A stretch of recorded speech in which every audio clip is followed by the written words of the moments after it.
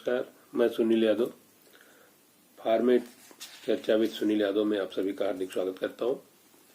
जैसा कि मैंने एक प्रोमो भेजा था कि डायबिटीज रोगियों के लिए एक चर्चा आप लोगों को वीडियो के माध्यम से जल्द ही प्रेषित की जाएगी। तो हालांकि उस पर अभी और भी चर्चा होनी है और कई चीजें होनी हैं, लेकिन कुछ बिंदु जो बहुत खास बिंदु हैं वो आप सभी के लिए पहले मैंने एक नोट बना रखा है। इसमें हम सामान्य व्यक्तियों के लिए भी है जो मधुमेह से बचना चाहते हैं, उन व्यक्तियों के लिए भी है जिनको डायबिटीज है, हमारे अपने फार्मासिस्टों के लिए भी है कि उन्हें क्या करना चाहिए। एक शॉर्ट नोट है। तो जैसा कि आप जानते होंगे कि क्या हो रहा है कि अगर कोई मरीज आपके पास आता है, हमारे फार्मेसिस्ट साथियों, और वो ये कह रहा है कि मुझे बार बार प्यास लग रही है, भूख बहुत लग रही है और यूरिन बार बार जाना पड़ रहा है, इसके साथ एकाएक मरीज का वजन कम हो रहा है, उसको थकान लग रही है, उसके पैरों में दर्द हो रहा है, उसके पैरों में थरथराहट सी हो रही है, या कई जगहों पे सेंसेशन कम हो रहा है। ये सारे लक्षण अगर कोई मरीज बता रहा है तो आपको ये सोचना होगा कि संभवतः ये डायबिटीज इनको हो सकता है और उनको चिकित्सक को दिखाना होगा और आवश्यकता अनुसार जांचों के बाद यदि डायबिटीज उनको होती है तो उनका इलाज शुरू होना पड़ेगा। तो सबसे पहले तो तमाम लोग ये पूछते हैं कि सब डायबिटीज के लक्षण क्या होते हैं, तो ये आम आदमियों को भी जानना चाहिए। चिकित्सक तो आपको देख करके पहचान लेंगे, लेकिन आम व्यक्तियों को भी ये जानकारी होनी चाहिए कि डायबिटीज के लक्षण क्या है। तो उसके बाद फिर हम उन लोगों को क्या करना चाहिए, किस प्रकार का होता है डायबिटीज, कितने तरीके के होते हैं डायबिटीज। तो आप शायद कुछ लोगों ने देखा होगा, पर्चों पे लिखा होता है डायबिटीज मेलिटस 2, डायबिटीज मेलिटस 1, दो तरीके का है। तो जो सामान्य तौर पे आपको DM2 लिखा होगा, डायबिटीज मेलिटस 2 का मतलब यह है कि आपके बॉडी में इंसुलिन तो बन रही है लेकिन वो मेटाबोलाइज नहीं कर, उसका उपयोग सही से बॉडी नहीं कर पा रही है। तो उसके लिए क्या करना होता है कि हम ओरल दवाएं देते हैं और थोड़ी सी उनके रहन सहन, फिजिकल उनकी अवेयरनेस करते हैं, वो थोड़ा सा चलना फिरना शुरू करें, थोड़ा परहेज करेंगे, तो उन सब चीज़ों से वो डायबिटीज मेलिटस 2 को उनका ट्रीटमेंट किया जाता है। आप जानते हैं बहुत लोग कहते हैं ये कि भाई आपका स्वभाव कैसा है, आपका स्वभाव मीठा है, तो आपको लोग बहुत पसंद करते हैं। अगर आपका स्वभाव मीठा है तो लोग आपके करीब आएंगे। मैंने एक बुक पढ़ी थी डॉक्टर आत्माराम पवार साहब की, तो उन्होंने ये कहा था कि अगर आपका स्वभाव मीठा है तो लोग आपके करीब आएंगे, लेकिन अगर आपके ब्लड में मीठापन है, आपका शरीर मीठा हो गया है, यानी आपके ब्लड ज्यादा मीठा हो गया, तो आपको डॉक्टर और फार्मासिस्ट के पास जाना पड़ेगा। तो ये तो एक प्रमोद का सब्जेक्ट था, बात थी। एक बड़ा चिंता का विषय है कि पूरे विश्व में जितने मरीज डायबिटीज के हैं उन मरीजों में हर 5 मरीज में एक मरीज हमारे भारतवर्ष का, यानी भारत में मरीजों की संख्या बढ़ी है डायबिटीज की। और उसका कारण जानते हैं क्या है? उसका कारण है कि हमारे यहाँ अभी फिजिकल अवेयरनेस थोड़ी सी घट गई है। जब तक लोग गांव में रहते थे, ज्यादा गांव में काम करते थे, फिजिकल वर्क होता था, घरों में अनुशासन ज्यादा था, लोग सवेरे जल्दी जगते थे, घूमते थे, एक्सरसाइज करते थे, घरों में काम होता था। घरों की महिलाओं को ग्रामीण क्षेत्रों में बहुत सारे काम होते थे सवेरे से उठ करके। पुरुषों को भी सुबह उठ करके खेत जाना होता था, खेतों में काम करते थे, अपने पशुओं के लिए चारा लाना होता था, तो लगातार काम होता था। लेकिन उसके बाद भी गांव में नियमित रूप से खेलों का आयोजन होता था। लोग लाठी चलाना सीखते थे, लोग दौड़ते थे, लोग कबड्डी खेलते थे, बच्चे खो खो खेलते थे। लेकिन आज वो फिजिकल गेम के बजाय मोबाइल पे गेम का जो चलन बढ़ गया है, निश्चित रूप से ये सब बड़ा नुकसानदायक है। तो कारण क्या है डायबिटीज होने का? वो है, सबसे बड़ा कारण जो है वो है ये फिजिकल अवेयरनेस कम हो जाना, शारीरिक अभ्यास का कम हो जाना। तो जो हम नंबर 1 अभी डायबिटीज की बात कर रहे थे कि डायबिटीज ज्यादा जो पॉपुलर है वो DM2 है, दूसरे डायबिटीज सेकेंड। और डायबिटीज 1 में क्या होता है कि वहां पे आपकी इंसुलिन ही नहीं बनती है बॉडी में, इंसुलिन कम बन रहे हैं, और ये ज्यादातर आनुवंशिक होता है, जन्म से होता है। और ऐसी परिस्थितियों में इंसुलिन के अलावा और कोई रास्ता नहीं है, इंसुलिन ही देना पड़ेगा। तो क्योंकि बहुत लंबी चर्चा हो गई, बहुत लंबे उसमें नहीं जाना है हम लोगों को। एक शार्ट नोट है कि अगर कोई व्यक्ति है, इसमें मुझे मेरा ये कहना है कि जो 40 वर्ष से अगर उम्र आपकी ज्यादा हो गई है उम्र, तो आपको नियमित रूप से अपनी हर साल एक बार अपना एक मास्टर चेकअप करा लेना चाहिए, और जिसमें HbA1c जो ग्लाइकोसाइलेटेड हीमोग्लोबिन में ग्लूकोज की मात्रा पिछले 3 महीने, 4 महीने, 8 महीने में क्या रही है, उसका एक एवरेज निकल के आता है। तो अगर वो 6 के अंदर है तो आप नॉन डायबिटिक है, 6.5 तक भी है तब भी आपको गोल में माना जाता है। लेकिन उससे ऊपर अगर आ रहा है तो आपको अपने चिकित्सक से बात करनी होगी। तो एक तो ये है कि नियमित चेकअप होना चाहिए सभी व्यक्तियों का। रही बात जो हमने नोट्स बनाए हैं, उसमें दवाएं क्या चलती हैं ये मैं यहाँ पे नहीं बताऊंगा, अपने फार्मेसी साथियों को अलग से किसी उसमें बताऊंगा, क्योंकि ये चिकित्सक द्वारा निर्धारित की जाती हैं दवाएं। हमें उसके डोज पे ध्यान देना होता है, तो फार्मासिस्टों को इसके दवाओं के डोज के बारे में एक अलग क्लास होगी। इंसुलिन की जहां तक बात है, इंसुलिन के बारे में एक अलग क्लास होगी। लेकिन इंसुलिन कितने प्रकार का होता है ये आम जनता को भी जानना चाहिए, हमारे फार्मासिस्ट साथियों को भी जानना चाहिए। तो इंसुलिन बेसिकली क्या है कि 4 तरीके के। एक तो बहुत तेजी से काम करने वाली फास्ट एक्टिंग इंसुलिन है। ये क्या करती है, ये 5 से 10 मिनट में आपके शरीर में गई, काम शुरू किया, और इसका असर लेकिन 5 से 8 घंटे के बाद ये असर खत्म हो जाता है। तो इसको बार बार देना होगा। वहीं पे जो दूसरी है वो इंटरमीडिएट है, इंटरमीडिएट एक्टिंग। वो क्या होता है कि थोड़ा सा टाइम लेता है, मान के चलिए कि 2 से 3 घंटे या 4 घंटे तक इंसुलिन जो हमारी इंटरमीडिएट वाली होती हैं, जिससे लेंटे आती है, तो वो थोड़ा सा अपारदर्शी टाइप का देखा होगा आपने। तो उसका असर जो है वो करीब 10 घंटे से 12 घंटे से और 18 घंटे तक असर रहता है। जो तीसरे नंबर की वैक्सीन इंसुलिन हुई वो हो गई थोड़ी लॉन्ग एक्टिंग। लॉन्ग एक्टिंग जो वैक्सीन होगी वो देर में काम करेगी। लगाने के बाद 5 घंटे के आसपास, 5 घंटे के बाद उसका असर आना शुरू हो जाता है। लेकिन फिर वो 24 आवर से लेकर के उससे ज्यादा भी, करीब 36 घंटे तक वो आप उसका असर बना रहता है।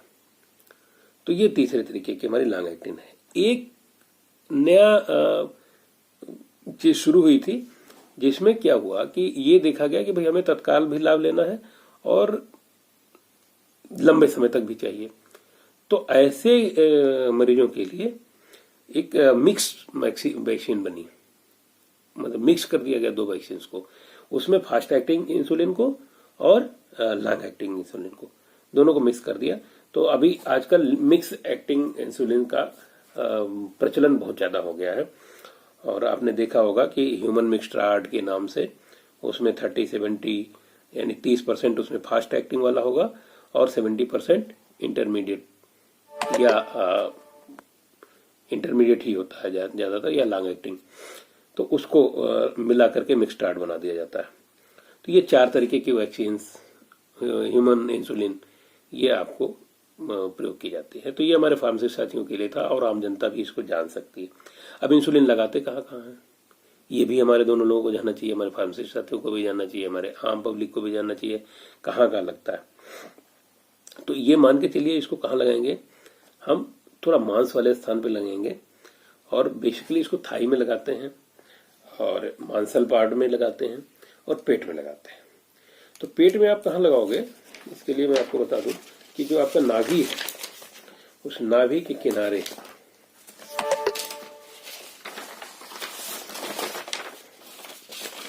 ये नाभि है और ये नाभि के किनारे किनारे ये है, नाभि बीच में होगी और उसके किनारे किनारे लगाएंगे।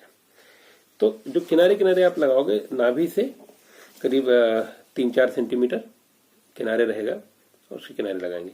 एक चीज और ध्यान देना चाहिए कि अगर आज आपने एक जिस जगह पे लगाया है तो कल इंसुलिन को उसी प्लेस पे नहीं लगाएंगे, क्योंकि गांठें बनने और दर्द होने की संभावना बनी रहती है। तो थोड़ा सा उसमें 2-3 सेंटीमीटर का डिफरेंस कर लेना चाहिए। ये सामान्य लोगों को, चूंकि दिन में 3-3, 4-4 बार इंजेक्शन लगते हैं, इंसुलिन लग रहा है, तो ये सामान्य लोगों को जानकारी होना चाहिए कि इंसुलिन एक ही जगह पर बार बार मत लगाइए, थोड़ा थोड़ा चेंज करते रहिए। इंसुलिन रखेंगे कहाँ, ये बहुत इंपॉर्टेंट चीज है। इंसुलिन आपको 2 डिग्री सेंटीग्रेड से 8 डिग्री सेंटीग्रेड के बीच में रखना है। यानी फ्रिज में तो रखेंगे लेकिन ऊपर की तरफ नहीं रखेंगे और फ्रीजर में कतई नहीं रखेंगे। बहुत इंपॉर्टेंट चीज है, ये सभी लोग नोट कर लीजिए कि फ्रिज में रखेंगे तो फ्रीजर में नहीं रखेंगे, ऊपर वाला जिसमें बर्फ जमता है, और सबसे ऊपर फ्रिज में सबसे ऊपर भी नहीं रखेंगे, नीचे रखेंगे जिससे 2 से 8 डिग्री टेम्परेचर बना रहे। और जब आप निकालोगे लगाने के लिए तो थोड़ी देर पहले निकालेंगे और उसको रख देंगे जिससे वो नॉर्मल, थोड़ा सा टेम्परेचर नॉर्मल हो जाए। क्यों? क्योंकि अगर ठंडा रहेगा तो पेनफुल होगा वो। दूसरा, वो थोड़ा सा स्टेयर करना भी जरूरी होता है, उसको हिलाना, वो थिरा होता है तो उसको थोड़ा हिलाना जरूरी होता है। अब उसको हिलाने का तरीका एक इंसुलिन को, ये आपने देखा होगा, जैसे आपने सिरिंज, बहुत अभी आजकल सिरिंज आ गई है और या वायल है, तो सिरिंज वाले भी आपने निकाला तो आपको क्या ऐसे नहीं हिलाना है, कोई भी सिरिंज को ऐसे नहीं हिलाना या वायल को ऐसे नहीं हिलाना, उसमें झाग बनेगा या एयर आएगा। आपको क्या करना है, इसको दोनों हाथ में लीजिए, ऐसे करिए और ऐसे ऐसे हिला दीजिए, इस तरीके से हिलाइए तो वो मिक्स हो जाएगा और उसमें एयर भी नहीं बनेगी। तो ये एक सामान्य चीज है जिसको हर आदमी को जानना चाहिए, जो सामान्य लोग हैं। तो 15-20 मिनट पहले निकालिए और जोर से ऊपर नीचे नहीं हिलाएंगे, ऐसे धीरे धीरे इस तरीके से हिलाएंगे। हाथ को साफ रखेंगे लगाने के पहले, और जहां लगाएंगे उसको क्लीन करेंगे, लेकिन एकदम ड्राई हो जाएगा तभी लगाएंगे। और एक चीज ध्यान रखिएगा, कभी कभी इंसुलिन का वायल हुआ या आपकी सिरिंज हुआ, अगर उसमें कहीं से भी काले या कोई रंगीन चीज दिखती है तो आप उसको मत लगाइएगा, वो अपने चिकित्सक को या फार्मासिस्ट को दिखा दीजिएगा, उसके बाद ही उसको यूज करिएगा। अगर आप सिरिंज से भर रहे हैं तो जितनी आपको दवा लेनी है उतनी उससे पहले एयर ले लीजिए, एयर अंदर डालिए और उतनी ही दवा निकालिए, अगर वायल का होता है तो। एक कॉमन चीज और है कि ग्रामीण क्षेत्रों में भी आजकल डायबिटीज फैल रहा है बहुत तेजी से। तो बहुत सारे क्षेत्र ऐसे हैं जहां पे रेफ्रिजरेशन की व्यवस्था नहीं है, वहां आप क्या करोगे, इंसुलिन तो आपको लगाना है। तो एक हम लोगों को पढ़ाया जाता था, एक तरीका मैं आपको बता दूं, वैसे आजकल प्रचलन में नहीं है, लेकिन ये तरीका काम हो सकता है। गांव में जो घड़ा होता है, मैं आपको एक फोटो बना के दिखाता हूँ। मान लीजिए ये घड़ा है, ये घड़ा है जो गांव में जिसमें पानी भरा जाता है। इस घड़े में क्या करना है, यहां तक पानी भर लेना है, आधा ये शायद दिख रहा होगा घड़े में, ये दिख नहीं रहा, अब दिख रहा होगा। घड़े में आधा पानी बनना है। हमें क्या करना है, यहां से एक प्लास्टिक की थैली में दवा बांध करके और यहां डालना है, पानी में नहीं जाएगा। ये इंजेक्शन है और ये प्लास्टिक की थैली है और इसको यहां पे लटका देना है। ये नीचे पानी है, इस पानी में नहीं रखना है, पानी में नहीं जाए तो वो ठंडा बना रहेगा। ये हालांकि ऐसी व्यवस्था अब जरूरत नहीं है, गांव में भी लाइट आने लगी है, लेकिन में भी अगर ऐसी कोई बात आती है कि आप ग्रामीण क्षेत्र में फंसे हुए हैं जहां लाइट खराब हो गई है, लंबे समय तक लाइट आने की संभावना नहीं बन रही है, तो आपकी दवा छोड़ सकते नहीं आप इंसुलिन को। ये एक रास्ता बहुत अच्छा है जिसको आप यूज कर सकते हैं। अच्छा, अब बहुत लंबे समय तक इसको न जा करके वो स्टार्ट करना है कि आपको सावधानी क्या क्या बरतनी। ये मेरे शार्ट नोट में है कि आपको सावधानी क्या करें किसी भी डायबिटीज के मरीज को। पहला तो आपको भोजन बहुत ज्यादा एक बार में नहीं करना है, थोड़ा थोड़ा थोड़ा थोड़ा करके भोजन कई बार में आप करोगे, ठीक है। कोई भी मैदे का भोजन, बेकरी वाला भोजन, ये सब चीजें नहीं खाना है। सादा भोजन करना है जो घर का भोजन होगा। और सबसे जरूरी, सुबह उठिएगा, व्यायाम, टहलना, ये डायबिटीज के रोगी के लिए सबसे इम्पोर्टेंट चीज है। अगर आप टहलते हो तो आप आधी दवाई अपनी कम कर लेते हो, आप अपने लाइफ को एक्सटेंड कर लेते हो। तो सबसे जरूरी क्या है कि आप टहलिए, सुबह उठिए, व्यायाम नियमित रूप से करना है और आपको प्रसन्न रहना है, परेशान नहीं होना है, चिंता नहीं करनी है, क्योंकि इसका भी असर डायबिटीज पे बहुत ज्यादा पड़ता है। एक कोशिश करें, अगर साइकिलिंग हो सकती है तो साइकिलिंग करें, टेनिस खेल सकते हैं, बैडमिंटन खेल सकते हैं। उससे क्या शरीर लचीला रहेगा, फैटी नहीं होंगे, मोटापा नहीं होगा। और एक ध्यान रखना है कि जो डायबिटीज के रोगी उनका ब्लड प्रेशर बहुत ज्यादा ना बढ़ने पाए, उसका भी इफेक्ट आता है डायबिटीज पे। समय से आपको दवा लेनी है। और एक बहुत महत्वपूर्ण चीज है कि शुगर का लेवल अगर बढ़ा हुआ है तो हो सकता है वो तो बहुत दिनों में तमाम चीजों पे असर आएगा, लेकिन डायबिटीज मरीज के लिए सबसे नुकसानदायक चीज होती है हाइपोग्लाइसीमिया हो जाना, यानी कि शुगर की लेवल कम हो जाना। कभी आपने दवा खाई है और ऐसी स्थिति बनी, खाना आपने कम खाया या कुछ और प्रॉब्लम आई बीच में, तो उसमें हाइपोग्लाइसीमिया हो जाना ये सबसे खतरनाक चीज है। तो हाइपोग्लाइसीमिया ना हो, इसलिए हर डायबिटीज के मरीज को ये सलाह देते हैं चिकित्सक लोग और हमारे फार्मासिस्ट साथी कि आप अपने जेब में शक्कर की पुड़िया जरूर रखे रहें। और जैसे ही आपको लगे कि हमको बहुत ज्यादा वीकनेस लग रही है, हमको हमारे आंखों के सामने अंधेरा छा रहा है, या प्यास बहुत तेजी से लगने लगी है, या सिरदर्द बहुत तेजी से होने लगा है, या पसीना बहुत तेजी से आने लगा, तो ऐसी स्थिति में आप बिना सोचे समझे शक्कर निकालिए, खा जाइए, या जेब में टॉफी रखे रहिए, मीठी टॉफी, चॉकलेट, या 3-4 कोई बिस्किट, पार्ले या ग्लूकोज का कोई भी बिस्किट, इस तरीके की चीजें आप ले लीजिए। और अगर आप इसको ले लेते हैं और पानी पी लेते हैं तो आपका हाइपोग्लाइसीमिया कम हो जाएगा। और आप ध्यान रखिए, शुगर बढ़ना उतना नुकसानदायक नहीं है, शुगर घट जाना बहुत ज्यादा नुकसानदायक होता है। इसलिए लेवल मेंटेन रखना है, ना बहुत ज्यादा बढ़ने दीजिएगा, लेकिन कम होने से हमेशा बचा के रखना है।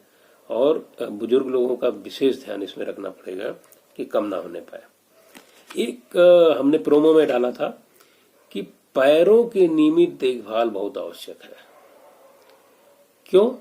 क्योंकि जो डायबिटीज के मरीज होते हैं उनकी उंगलियों में, पैरों की उंगलियों में, या नीचे की तरफ, पैर की एड़ी की तरफ, एंकल की तरफ, एड़ी की तरफ नीचे, वो उस पार्ट में थोड़ी सी संवेदना कम हो जाती है। और वो जब डायबिटीज बहुत दिनों तक रहता है तो न्यूरोपैथी होती है। तो कभी कभार क्या होता है कि पैर में आपके चोट लगी, कांटा लगा, कोई चीज चुभ गया तो आपको पता नहीं चलता। और न्यूरोपैथी होने के कारण क्या होता है कि ठोकर लगा तो जख्म बन गया, घाव बन गया, और वो घाव फिर जल्दी ठीक नहीं होता है। तो आपने देखा होगा कि डायबिटिक फूड्स एक बीमारी कहते हैं उसको, कि मतलब पैर में छाले घाव हो जाना या फोड़े हो जाना पैर में, तो वो बहुत नुकसानदायक होता है, बहुत खतरनाक होता है, उसमें पैर काटने तक की नौबत आ जाती है। इसलिए जो भी डायबिटीज के हमारे मरीज हैं उनको अपने पैरों की नियमित रूप से देखभाल करनी चाहिए। पैर के अंगुलियों को, पैर के तलवे को और एड़ी तक उसको नियमित रूप से चेक करते रहे, उसमें कहीं घाव तो नहीं है, कोई कटा फटा तो नहीं है। एक हमने और इसमें लिखा है कि कोशिश करें शरीर में अगर कहीं भी जख्म है आपको तो तत्काल उसको साफ सुथरा रखें, बढ़िया एंटीसेप्टिक लगा करके रखें, लगा लें, बैंडेज की जरूरत हो बैंडेज कर लें और तुरंत चिकित्सक से सलाह लेकर के आवश्यकता अनुसार औषधियां ले लें। कोई घाव आपके शरीर में बना ना रहे, इस चीज का ध्यान हमारे डायबिटीज के मरीजों को रखना है। एक बहुत महत्वपूर्ण, अपनी मर्जी से आपको कोई दवा नहीं लेनी है। बिना चिकित्सक के सलाह के कोई भी डायबिटीज की दवा किसी को नहीं लेनी है। हमारे फार्मासिस्ट साथियों से अनुरोध यह है कि आप चिकित्सक की दी हुई दवा को अपने मन से कोई बदलिए नहीं, क्योंकि डायबिटीज में अलग अलग लोगों को अलग अलग दवाएं काम कर रही हैं। उनकी फिजिकल अपीयरेंस को देख करके चिकित्सक दवा देते हैं। बहुत सारे लोगों का वेट ज्यादा है इसलिए दवा देना है, बहुत सारे लोगों को इंसुलिन नहीं मेटाबोलाइज नहीं हो पा रही है बॉडी में इसलिए अलग दवा देनी है। तो वो जो चिकित्सक दवा दे रहा है उसको कोशिश ये करें कि उसको बदले ना। एक कोशिश ये करें कि हर 3-4 महीने में या साल में 1-2 बार चिकित्सक से एक बार राय ले लें। अगर कोई जरूरत उस डोज में कम ज्यादा करने की होगी तो वो आपको बता देंगे। और बहुत सारी दवाएं ऐसी होती हैं जो बहुत लंबे समय तक नहीं चलती हैं, तो हो सकता है अगर आप चिकित्सक से अपनी सलाह लेंगे तो वो दवा को बंद करें या कम करें। एक हमने और इस पॉइंट में रखा है कि अगर मान लीजिए आप दवा खा रहे हैं, टेबलेट खा रहे हैं और उनको इंसुलिन की जरूरत पड़ती है, या जिन मरीजों को स्टार्टिंग से इंसुलिन की जरूरत पड़ती है, तो इंसुलिन का डोज जब तक तय ना हो जाए आप चिकित्सक की देखरेख में रहें। और ज्यादातर ऐसा होता है कि ऐसी स्थिति में चिकित्सक पेशेंट को भर्ती कर लेते हैं अपने पास। एक और मेरी सलाह है, यदि आप जहां पे इंजेक्शन लगा रहे हैं वहां पे आपको खुजली हो रही है, दाने पड़ जा रहे हैं, गुठली बन जा रही है, तो वो भी आप अपने चिकित्सक से सलाह ले लीजिए। एक सलाह है वो बहुत बहुत छोटी सी है, बहुत कॉमन है, लेकिन बहुत मौके की है कि जो भी डायबिटीज का पेशेंट है, अगर वो वृद्ध है, वो लोग भी रखें तो ज्यादा अच्छा रहेगा कि एक पर्ची पे आप लिख लीजिए कि मैं डायबिटिक पेशेंट हूं। एक छोटा सा कार्ड बना लीजिए, मैं डायबिटिक पेशेंट हूं, अपना नाम, फोन नंबर और डायबिटीज का पेशेंट हूं, ये लिख करके अपनी जेब में डाल लीजिए। तो होता क्या है कि ये मैं इसलिए कह रहा हूं कि कभी कभार जब हाइपो में मरीज जाता है और वो तत्काल जो हमने चीजें कही हैं वो आपके जेब में नहीं है, आपकी टॉफी नहीं है आपके पास जेब में, आपकी बिस्किट नहीं है आपके पास जेब में, क्या नाम है वो, चीनी नहीं है, और वो पेशेंट हाइपो में चला गया और वो कुछ बोलने की स्थिति में नहीं है, या कॉन्शियसनेस थोड़ी सी कम हो जाती है, या कम हो गई या खत्म हो गई, तो ऐसी स्थिति में मरीज के बारे में सामान्य तौर पे समझ पाना मुश्किल होता है आम व्यक्तियों को, अगर वो चिकित्सक तक नहीं पहुंचता है। तो अगर कोई भी व्यक्ति ये देख लेगा मैं डायबिटिक का पेशेंट हूं और उसको समझ में आ गया कि ये डायबिटिक है, तो हो सकता है कि आपको तत्काल वहां वो ग्लूकोज बिस्किट या चीनी या कुछ इस चीज के दे दी जाए। तो इस वीडियो का उद्देश्य ही मेरा यही था कि ये जानकारियां जो केवल चिकित्सक या फार्मासिस्ट के पास होती हैं, ये जानकारियां अगर आप तक या आम जनता तक पहुंच जाएंगी इस माध्यम से, तो डायबिटीज से होने वाली परेशानियों से बचा जा सकता है। या मैं कहूंगा डायबिटीज अगर हाइपोग्लाइसीमिया से होने वाली मृत्यु को भी रोका जा सकता है, अगर आम जनता को ये जानकारी मिल गई, हमारे मरीजों को जानकारी मिल गई। और लास्ट में मैं सभी अपने डायबिटीज पेशेंट्स का अनुरोध ये करूंगा कि आप अल्कोहल का सेवन बिल्कुल मत करिएगा। कोई भी तंबाकू का सेवन ना करें, धूम्रपान ना करें, डायबिटीज को कंट्रोल में रखें और ब्लड प्रेशर को कंट्रोल में रखें। तो इन सारी चीजों पे बहुत ध्यान देने की जरूरत है। सवेरे पैदल चलिए, व्यायाम करिए, और आप स्वस्थ रहेंगे तो आपका परिवार स्वस्थ रहेगा। खुश रहिए, मस्त रहिए और अपने डायबिटीज को कंट्रोल रखिए। दवाओं की जहां तक बात है वो अपने चिकित्सक से ही सलाह लेकर के, इसलिए इस वीडियो में किसी दवा के बारे में मैंने कोई उल्लेख नहीं किया। हाँ, दवा कैसे खाना है इस पर अगर आप लोगों की मांग होगी तो मैं उस पर एक बार अलग वीडियो भेज दूंगा बना करके कि दवा को कैसे खाना है, कौन सी दवा कब खानी है। लेकिन चिकित्सक से जरूर पूछ लीजिए कौन सी दवा कब खानी है, क्योंकि ज्यादातर दवाएं इसमें ऐसी हैं कि कुछ दवाएं ऐसी हैं जो खाना खाने के बाद खाई जा रही हैं। इंसुलिन जो है वो ज्यादातर खाना खाने के पहले, आधा घंटा पहले लगाया जाता है। तो एक सामान्य चीजें हैं ये। मैं अपने फार्मेसिस्ट साथियों के लिए अगर कोई एक वीडियो बनेगा तो उसमें दवाएं, मधुमेह की दवाएं, डायबिटीज की दवाएं कैसे खाई जाएंगी या कैसे ली जाएंगी, कैसे प्रयोग होती हैं, उस पर मैं चर्चा करूंगा। लेकिन ये एक आम जनता के लिए ओपन वीडियो है, इसलिए इसमें दवाओं के बारे में विशेष चर्चा करना उचित प्रतीत नहीं होता है। मैं आप सभी की सुखद और खुशी रहने की, आप लोगों के हमेशा स्वस्थ रहने की कामना करता हूं और मुझे पूरी उम्मीद है कि इस वीडियो से आपको लाभ पहुंचेगा और हमारे मधुमेह के पेशेंट, डायबिटीज के पेशेंट खुशी होकर के लंबा जीवन व्यतीत करेंगे, आपको कोई रोग नहीं होगा। ये ध्यान रखिए, अगर आपको डायबिटीज हमेशा आपका स्तर ऊपर बना रहेगा ब्लड प्रेशर का, शुगर का, तो आपके किडनी पे असर पड़ेगा, लीवर पे असर पड़ेगा, आंखों पे असर पड़ेगा, रेटिना पे असर पड़ेगा और नर्व पे असर पड़ेगा। तो डायबिटीज का लेवल हमेशा मेंटेन करके रखना है, खाना खाने में परहेज बनाए रखना है, जूस या मीठी चीजें, मीठे फल बहुत ज्यादा मात्रा में नहीं लेने हैं। जो चिकित्सक सलाह दे रहे हैं वही लीजिएगा। अगर फल आप ले रहे हैं तो एक फल लीजिए पर डे, इससे ज्यादा मत लीजिए। और जूस निकाल करके मत लीजिए, कोशिश ये करिए। उन सभी खाद्य पदार्थों का जिसमें शर्करा होती है, जैसे आलू, चावल, चीनी, ये सब चीजें नहीं लेनी है। परहेज अगर आप बिंदुओं के साथ मैं आज आप ये वीडियो समाप्त करता हूं और जल्दी ही फिर किसी विषय पे हम लोग चर्चा करेंगे। फार्मेट चर्चा मतलब फार्मेसी और मेडिकल दोनों। बहुत बहुत आभार आपका, बहुत बहुत धन्यवाद इस चर्चा में जुड़ने के लिए। नमस्कार।